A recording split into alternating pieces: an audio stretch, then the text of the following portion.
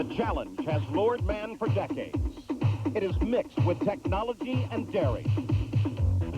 Take the wheel of a high-powered machine. Press its performance past its design. Recognize, then almost ignore danger.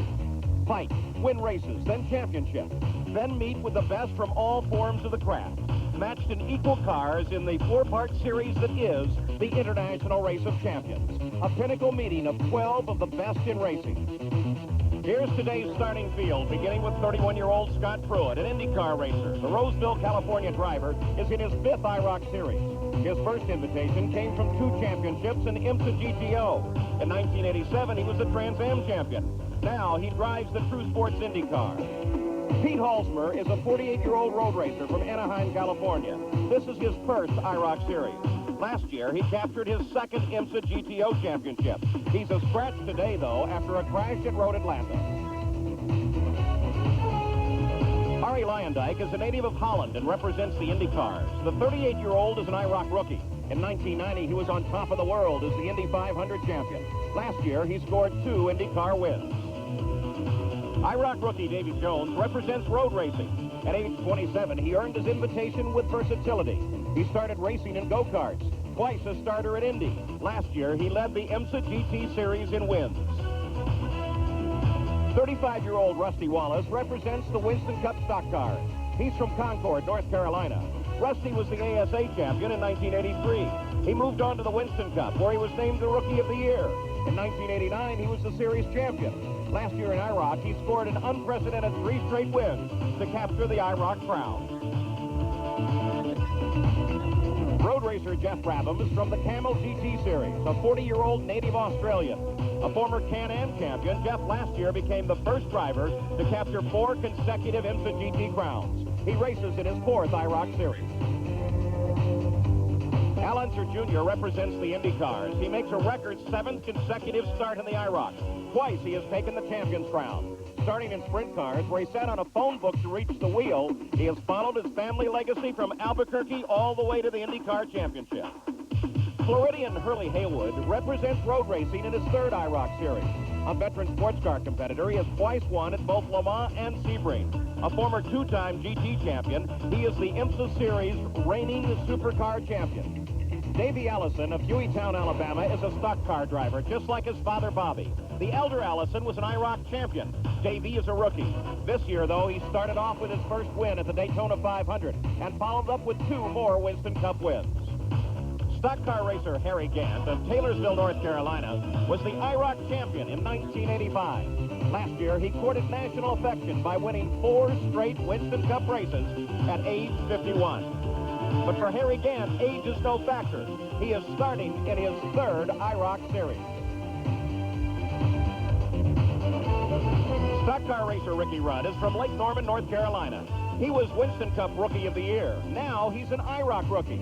He earned his invitation to the IROC by finishing 2nd to Earnhardt in last year's stock car chase. Stock car driver Dale Earnhardt from Mooresville, North Carolina, in his 8th series appearance. Dale took the Winston Cup Rookie of the Year honors and then the championship in consecutive years. Now he has logged 5 Winston Cup crowns. He was the IROC champion in 1990. 12 of the best racing has to offer in equally prepared cars. It's the Dodge International Race of Champions. The Dodge Daytonas of the International Race of Champions are on the pit road at Talladega, set and ready to race. Hello and welcome to Alabama. I'm Paul Page, and those of you that saw round number 1 of the IROC will remember it as one of the greatest IROC races in history. It's only a prediction of what we expect here today. Now, in that race, Dale Earnhardt edged out his Winston Cup competitors by barely inches to take the win. Today at Talladega, they start in inverse order of that finish. So, Sam Posey, that means that Earnhardt has his work cut out for him. Exactly, but he and the others are masters of the fine art of drafting, which is the key to success here. Plus, the Winston Cup men race against each other almost every week, know each other's tricks, and can team together when they have to. It's a kind of us versus them mentality going on here. On the other hand, you can't discount men like Al Unser Jr. and Scott Pruitt. They're going to have a little teamwork of their own. And Al Unser Jr. is a man feared by all of the Winston Cup competitors, and right now he's with Jack Arute. Well, Paul, in the past, the NASCAR drivers have not been afraid to draft with Al Unser Jr., but Al, that wasn't the case at Daytona. Well, at Daytona, they just seemed to, as long as I was fourth, they were happy, and every time I got in the front, then they'd do me right away on the backstretch. So we'll just see what happens today at Talladega. One of the things that might happen is all of the non-NASCAR drivers were huddled for approximately 15 to 20 minutes earlier today, and the main topic of discussion is how and what they would do drafting together. Well, speed is what it's all about right here at Talladega. When racers want to set a closed course speed record, they come right here. It looks like Daytona, but it's longer and has steeper banking, and that makes it fast. It also must be driven differently. Drafting is very critical. You can run 8 miles an hour faster in the draft than you can alone. At Daytona, the key passing comes in the tri-oval. Here, passing is in the turn. It's definitely the trick. The last race at Daytona was the best IROC ever. And with the inverted start here, this one could be even better. So here's the way they line up for round number 2 of the International Race of Champions. In the front row, on the pole in the red car, is Scott Pruitt from the IndyCars. Another IndyCar driver, Arie Luyendyk, on the outside of the front row. In row number 2, that white car, is Davy Jones, the road racer. And alongside, from the Winston Cup, is Rusty Wallace. In row number 3, there's Jeff Brabham in the powder blue car, and that gold car is Al Unser Jr. In the 4th row, from road racing, it's Hurley Haywood in the medium blue car and Davey Allison of the Winston Cup in that silver machine. In the 5th row, Harry Gant, the mustard-colored car, and the lime car, that's Ricky Rudd. And then alone in the last row is Dale Earnhardt in the purple car. He starts alone. The 11th car, the 12th car, is this pink machine of Peter Halsmer, who was injured in an accident at Road Atlanta and will not race today. His car sits symbolically by the roadside. Now the field very carefully aligned, 11 cars. As the pace car comes off, they move through the tri-oval here at Talladega. The start-finish line is beyond the tri-oval. Scott Pruitt has them in control, and of course, one of the questions we will be watching throughout the run is the progress of that purple car, Dale Earnhardt, starting well in the back of the field. The green flag flies at Talladega, and IROC round number 2 is underway as they're 3 abreast into turn number 1. Rusty Wallace moves to take the high line as Davy Jones comes up and tacks on the back bumper of Scott Pruitt. Wallace moves into 3rd place. Al Unser Jr. in 4th alongside of Arie Luyendyk. Earnhardt trying to make a move. He is tacked onto the back of Ricky Rudd. Now he moves to the outside, but look at Jones and Pruitt as they're welded together coming onto the backstretch. Boy, that shows, Paul, that meeting that they had previous to the race on drafting and kind of teaming up with the IndyCar guys versus the NASCAR guys are starting to work. On board, Dale Earnhardt's car. Sitting just in front of him is Al Unser Jr. as Little Al works inside of Rusty Wallace, and Earnhardt trying to come up through the field now moves into 4th place and starts his pursuit. Now he comes alongside Al Unser Jr. As they head into the first turn, Earnhardt moves into 3rd place in a lap all the way from 11th to 3rd, and Ricky Rudd closes in behind Dale Earnhardt now. You can watch right on the outside there, and Dale went by Little Al. Little Al got caught without the draft, without the line, Paul. He's sliding backwards, but look at Dale. He was in the right place, kept moving forward. At the front of the field, you're looking from the back of Scott Pruitt's car. The current leader of the race is Earnhardt. Now looking from the top of his car, comes down and takes the lead in just a lap and a half with the help of Ricky Rudd right behind him. Al Unser Jr. in that gold car now begins a battle with Scott Pruitt for 3rd place. And Little Al bringing an entire string with him that includes Rusty Wallace in the Winston Cup. Now we look back from the leader's car, Dale Earnhardt. Here's an example of the teamwork. Ricky Rudd shadowed Dale Earnhardt from the drop of the flag. Together they made this move to the front. It isn't Earnhardt alone who made the move. From time to time, you get a glimpse from that backward shot of Al Unser Jr.'s car as he continues to run the low groove alongside of Scott Pruitt and battles for 3rd place. At the moment, he has a little help from Rusty Wallace in the black car. There's Ricky Rudd, who really came up from behind. Watch that car. That's about 193, 95 miles an hour there. Watch him work up and down the bumps there. shows you how his intentions work. The non-Winston Cup drivers have got to be going nuts here because whatever they talked about has been very ineffective. I mean, right away, the two great Winston Cup drivers here came right for the front. At the front of the field, it's now Ricky Rudd, who turns out alongside Earnhardt. But can he hold on to the position? He is out there alone, and now will fall steadily backwards as Pruitt moves to second. Alonso Jr. is in third. Davy Jones won't let him in either, but coming up behind him is another stock car buddy, Rusty Wallace. Well, you got to remember, it takes more than two cars. Two cars can draft a little bit with each other, but it takes about 3 or 4 to get that 8-mile-an-hour difference between drafting and non-drafting cars. There's where Ricky Rudd lost. The entire field continues to run right together on this giant course at Talladega. The race distance, 101 miles or 38 laps, and at the moment, it is Dale Earnhardt that is out in front.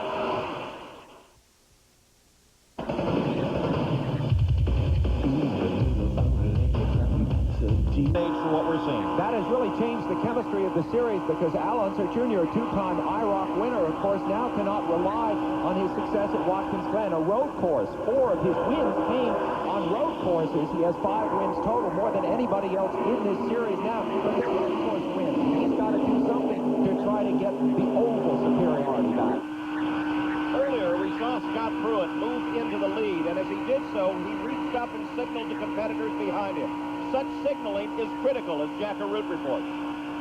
Paul, the signals are quite simple. If for some reason you have to back out of the throttle for just a moment, you put your hand up like this.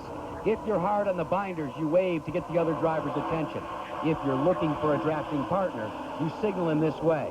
Once he's tight on your rear bumper, though, you want to signify your intentions, whether you want to go to the outside in a draft or to the inside in a draft. Unfortunately, though, sometimes those last couple of signals are not issued to drivers that aren't of the NASCAR persuasion. And, of course, if you're the driver following, the question you have to answer for yourself is, does he really mean it when he signals to him? Well, Harry Gant is currently the leader, and they are running at a record pace. They clean up the mess from Arie Luyendyk's accident. Here is the situation that developed bringing out this caution. Arie Luyendyk tagging the wall very hard with the right front of the car and almost destroying the front end. Now remember, laps under caution do not count, so we're still on lap 15. Another view of the same situation. That's Hurley Haywood in the blue car, and they are very close together there, and suddenly the turn by Arie Luyendyk. So, what's the situation? On board Scott Pruitt, Bobby Unser. Well, it looks like that Hurley ran into Luyendyk, but we'll have to see. Here's from an in-car cam. We can see this a lot better. There's Hurley on the wall. Luyendyk on the left. Hurley touched the wall. He's coming back. Luyendyk went out, blocked Hurley. Hurley hit him, or they hit each other. And look at it go now. And Hurley Haywood continues on, and there is the remains of Arie Luyendyk's machine. So Arie Luyendyk out of the run here. Yes, Luyendyk actually moved over and got Hurley pinched between himself and the wall, causing the wreck. Well, because of the heavy impact, Arie Luyendyk had to go to the infield care center. He's now been released, and Jack Arute is right there. Arie, first of all, are you okay? Are you all right? Yeah. What happened? Well, I'm not sure. You know, I got tapped from behind, but I'm not sure the circumstances. I might have just moved over into him, or if he tapped me, I'm not really sure about that. But it kind of went sideways, and then it touched the wall, and what I did, I just steered into the wall, so I kept it on the wall at least, because after looking at last year's tapes here, I didn't want to have a ride like that. Kind of a wild one, though. It was too bad because we were having a lot of fun, and there was a lot of moving around, and you know, it was going a lot better than it was in Daytona up until that point, of course. But it's too bad I went out. You know, first of all, I don't like to damage the car, but second of all, I was having a good time. So. But the good news is that Arie Luyendyk is okay after heavy impact with the wall. We are still under caution. And Al Unser Jr., for the moment, leads the field over Davy Jones and Dale Earnhardt and Davey Allison. We'll be back. He's very hot right now and would love to do something big in this race. Al Unser Jr., of course, coming off of that accident in the closing laps with his teammate, Danny Sullivan, at Long Beach, and so he would desperately like to see a win in this series in which he is so powerful. What is Davis Earnhardt down on the inside? Earnhardt making another fast move in the company of another Winston Cup driver, in this case, Davey Allison. As a matter of fact, all 4 Winston Cup drivers are now together. They apparently figured it out that they're going to have to work together. Allison, Wallace, and then Ricky Rudd. They are down on the low side. You're looking back from Earnhardt's car. Now you can see right from that, little Al and Davy Jones were only 2 cars, got a heck of a lead at the jump or at the start there, but they couldn't do it with 2 cars drafting. The 4 NASCAR guys got together and just absolutely within a quarter of a lap blew them off. So the interdiscipline battles are now underway, like we have not seen in the IROC in several years, as first through fourth are all Winston Cup drivers, and then Al Unser Jr. from the Indy cars and road racer Davy Jones. Looking back now, there is Allison trying to close in, but for the moment they stay single file, but they do occupy the front of the field. Just keep remembering, a 4-car or more in a draft is 8 miles an hour faster, and I reckon if there's 2 cars running versus a 4 or 6-car field, Paul, it's got to be probably 6 miles an hour difference. Well, the fight continues on Talladega. The high banks here creating some great racing. The lead has changed constantly since the start of this race. Only slowed once by Arie Luyendyk's situation. And Ricky Rudd now appears to be dropping back a bit as he came out of 4th place and fell backwards in this field. And now with Al Unser Jr. pushing and Rusty Wallace signaling, come on, let's go forward. Those cars, 4 of them moved to the inside with Ricky Rudd at the back of that train. Have you noticed that every time the Winston Cup men make a move, it's with Earnhardt as the lead? He seems to have this is a race of equal cars. He seems to have a very equal car. You see the car drift over into the side of Earnhardt. That's Jones down on the inside as he's come over several times alongside of Earnhardt. Earnhardt closing on little Al now. They were both back just a little ways where the draft wasn't quite as important because Dale Earnhardt wasn't quite close enough. Davey Allison was taking that 45-degree wind that comes around Earnhardt's car, taking advantage of it just like he is right there. But he's by himself. Talk about Davy Jones, he's going backwards. Rudd, Jones, and Allison all go through that last corner 3 abreast. And finally Rudd is able to separate. And now Earnhardt coming down inside of Rusty Wallace hooks up with Al Unser Jr. and they pull to the front of the field with Ricky Rudd coming around Wallace and moving into 3rd place. Sometimes it looks like Ricky Rudd, who was falling back a little while ago, look at him now, 3rd place, becoming aggressive. Everything here is the drafting. And it's not just the cars front to back, it's the position of cars anywhere on the track, as Al Unser Jr. tells us. There's a lot of little things you can do with your car that affect another person's car by just getting close to him and where that is that you're getting close to him at. And so somebody can play with you out practicing or whatever, and then also play with you during the race, which is pretty critical. Again, Earnhardt closes in behind Al Unser Jr. Ricky Rudd is right there. And then Wallace, then Gant, as they try to create as fast a freight train as they can, and the rest of the field closes up. And you look at Davy Jones now. I'm just again pointing out the draft and how important it is he went to last place. You see the white car in the very back of the pack. That's Davy Jones from the front to the back. Al Unser Jr. out in front of Dale Earnhardt now as the battle continues between the IndyCar drivers now, with Al Unser Jr. at the front of the field, and the drivers of the Winston Cup, represented by Dale Earnhardt in 2nd. Talladega, Al Unser Jr. still runs in front. Dale Earnhardt is still pursuing little Al. That's Ricky Rudd. The lime green car runs in 3rd place. And Earnhardt continues to wait and watch at the back of little Al's car. Now, Bobby Unser, I suspect that means that Earnhardt is a little happier watching little Al try and use up tires and use up race cars. Well, not really, Paul. It's easier on his tires right now because he can run wherever he wants to. The important thing for little Al is, and he wants this to happen, is to keep Dale and Ricky Rudd in the majority of them, because the more there are in a draft, the longer that this mechanical car really exists. And the guys on the left, if you'll notice, is not as many, so therefore they don't go as fast, even though they take a run at it sometimes. On board Harry Gant's car as he is down low, running in the lower groove and tries to work alongside of Dale Earnhardt. Of course, Harry Gant has a little help as well. There are 9 cars running together here. Arie Luyendyk, of course, is out of the race and is now a spectator. Take a look at Harry Gant down on the inside as he has some help from Rusty Wallace. Jeff Brabham, during the caution period, was able to come back up and get into this fight. And now Harry Gant is alongside of Al Unser Jr. as they run 2 abreast on the high banks. From Earnhardt's car, you can see the battle between Unser Jr. on the right side and Harry Gant on the inside to the left. If you watch Dale Earnhardt pulling up, the reason he's doing that, pulling up so close to Al right then, is he doesn't want to let him in. because Dan will start fading backwards if he doesn't get back into the frame. The only car that's not in contact with the rest of the field now is Scott Pruitt, who has fallen well behind. Why run so hard, you might ask yourself, with the end of the race not quite yet in sight? Particularly when you know you can come from all the way at the back of the pack to lead this thing in just a lap or so, as Earnhardt and Rudd proved on the first lap. And the answer is, as much as anything, it's a question of safety. If an accident breaks out, you need to be near the front. Not necessarily leading the race, but near the front. Now that whole deal right there that you saw is how many cars are in line. Right now in the lower lane, I can see 4 cars, the top lane 3. Now if these guys will stay there, they're going to go right by little Al, and there shouldn't be any problem. I'll tell you who's having a great run here today is Davy Jones, that white car. Sam, he's been right in the middle of the fight all the way. Well, Jones, of course, won the race at Atlanta. The IMSA race, as we see Gant sweeping by temporarily into the lead. Harry Gant, a former champion of IROC about 7-8 years ago, so he knows his way.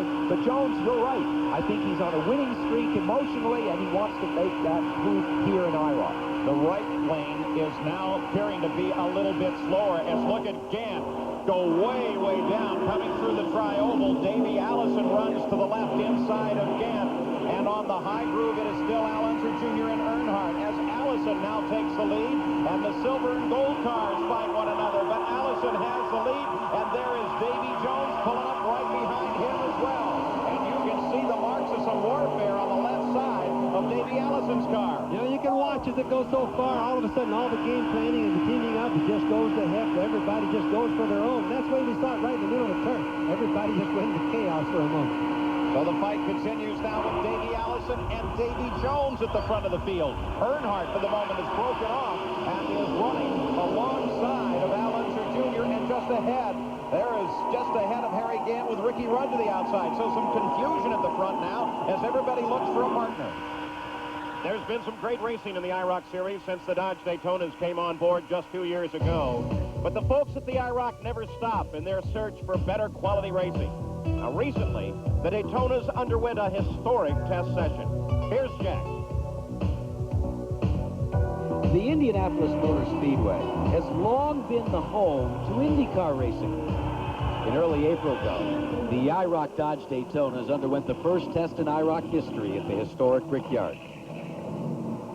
While defending Indy champion Rick Mears tested, the Daytonas waited their turn at the 2.5-mile flat oval. The main purpose of the test was to determine the feasibility of running the IROC cars at the Speedway, and the results were considered successful by the mechanics and the test drivers, which included veterans Dave Marcus, Jim Sauter, and Dick Trickle. President Jay Signori echoed their feelings. We felt it was a great honor to be invited to Indianapolis Motor Speedway to be the first stock car style cars to test there. The Dodge Daytonas performed well. Dave Marcus, Dick Trickle, and Jim Sauter felt it a great honor, along with the IROC series, to be running at Indianapolis Motor Speedway. Paul, will we ever see the International Race of Champions at the famed Indy Brickyard? Well, only time will tell. When we started the run today, 6 of the 11 have never won an IROC race. 2 of them are at the front right now, Allison and Jones. But up to contest them is one of the winningest sets of drivers, Al Unser Jr. and Dale Earnhardt. Now you can see Davy Jones got ahead right there. He was hoping somebody would stay behind him, but they left him alone. The minute he got stuck out there by himself, look what happened, right back. At the front, it's still Davey Allison, Al Unser Jr. now in pursuit. Earnhardt lies in 3rd place. And the onboard camera belies it, but take a look there. They are all still running right together. Remember that it was Earnhardt who made that brilliant move at the end of the last race at Daytona. People will be keying off him. They know he's as good as anybody on that last lap.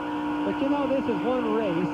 So far in the race, it's far from over, as we well know, in IROC racing. But Dale Earnhardt has not really led much of this race, but he's been a big factor on who is leading. And for example, he's been a big factor helping little Al out. But he's not trying to help little Al.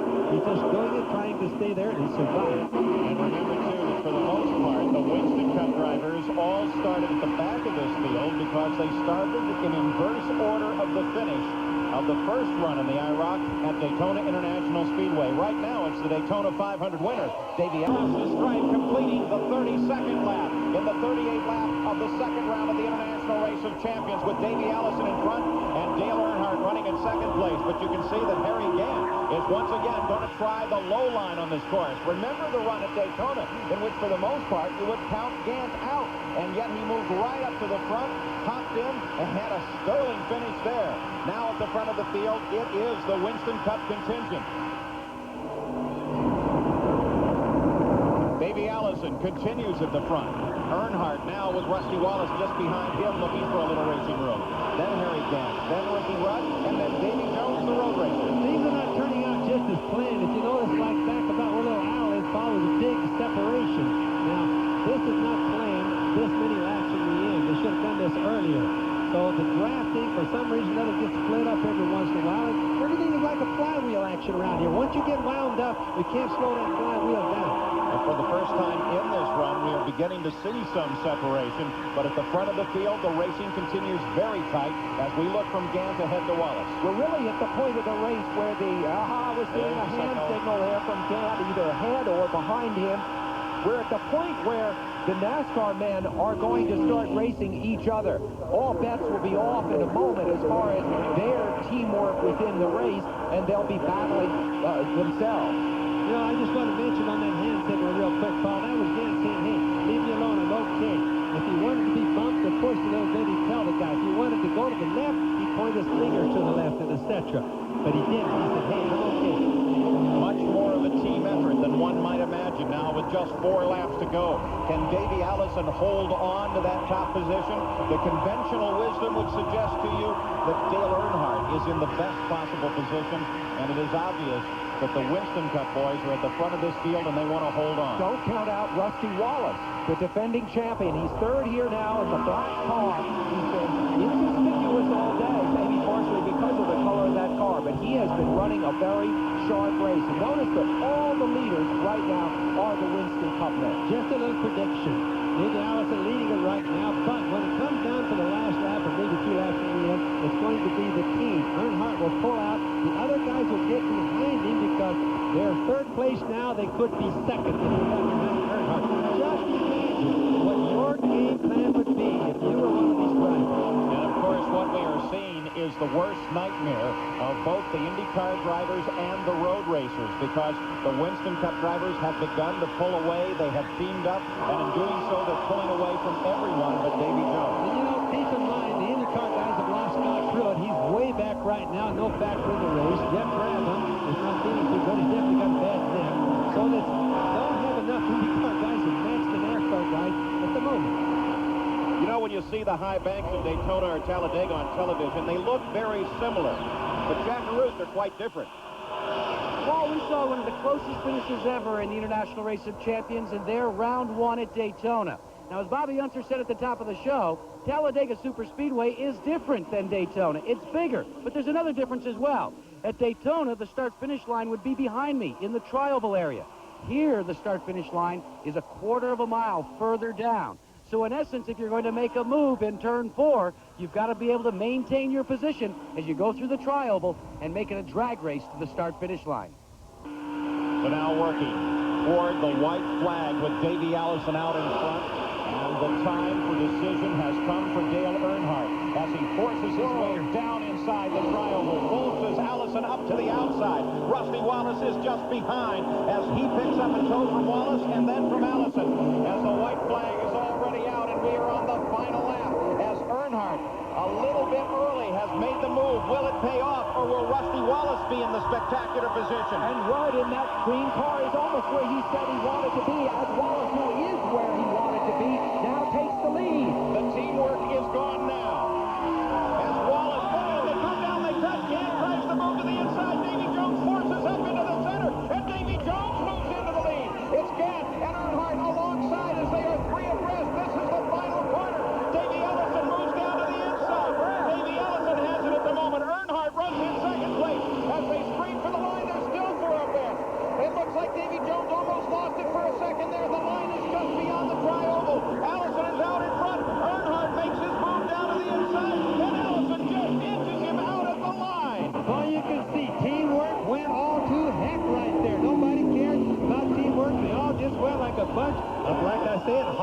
on the slot, Paul. And Davey Allison, winner of the Daytona 500, has won here in round number 2 of the International Race of Champions. As they hit the last lap, all bets were definitely off. And I'll tell you what, Davey Allison definitely knows that he was in a car race. I bet they all. In the phrase that it's not over until it's over, the final lap was a barn burner here at Talladega. Let's go back and take a look at it. Earnhardt rides high. Davey Allison challenges low. Well, look at Davey Jones in the white car, Paul. He's been out there just in a racket. Look at this. He's sideways there. He's sideways there. The car should have spun at least 2 or 3 times. And Jones is the only man with road racing background in this bunch of leaders. He never quit. He never let off the throttle. In a desperate effort, coming to the line, Earnhardt tries it low, but Allison beats him across the line. Now here's the view from onboard Earnhardt's car, as Davey Jones has now touched him twice, going for the 3rd time, and Gant moves down to the inside as Davey Allison comes up the middle. But that doesn't show you. Look at Davey Allison to the left over there. Now, he got a good clean run through. He's getting over the right to be ahead and be in clean air. And Earnhardt's going to pick up a draft right here off the back of Allison. That gives him the momentum that he needs, but it isn't quite enough because there's the line. Too little, too late, and in some ways too early for Earnhardt, who was leading coming across the line by coming down low. But it was Davey Allison that figured out where he had to be as they ricocheted off one another through the entire last lap. And tell me how that many cars can wiggle and never back off the gas and not have an accident. That's a testimony to how good the guys are. It's because of the title of the series, the International Race of Champions, and that they all are. At the moment, though, it is Davey Allison that receives the accolades as the winner here. Let's go to Jack Arute. Well, Davey Allison, congratulations, your first ever IROC victory, but it looked for a minute there like you might have moved a little too soon. Well, I didn't want to be leading that early, but everything just kind of worked out that way. I thought that other line of cars would come on up on the outside and we'd sit there and run 2 abreast for a little while, and everybody just jumped in behind me. I thought, oh man, I made a mistake here. And going down the back straightaway when Dale made his move, you know, there just wasn't anything I could do. I tried to block them, and the rest of them guys, they followed him. Well, you know, right through here's their trial. Rusty jumped down there with him, then Ricky went with him, and everything just got scrambled up going down the back straightaway into turn 3, and I saw opening under Gant coming out of 4, and I went for it. An unbelievable final lap in round number 2 of the International Race of Champions. As we take a look at the official final results, the next 2 rounds will be contested on the high banks at Michigan International Speedway. Here then are the points after 2 races. Dale Earnhardt with a very slim lead over Davey Allison. Now they will line up at Michigan in inverse order of the finish today. And hopefully Peter Halsmer will be back with us. So long from Talladega.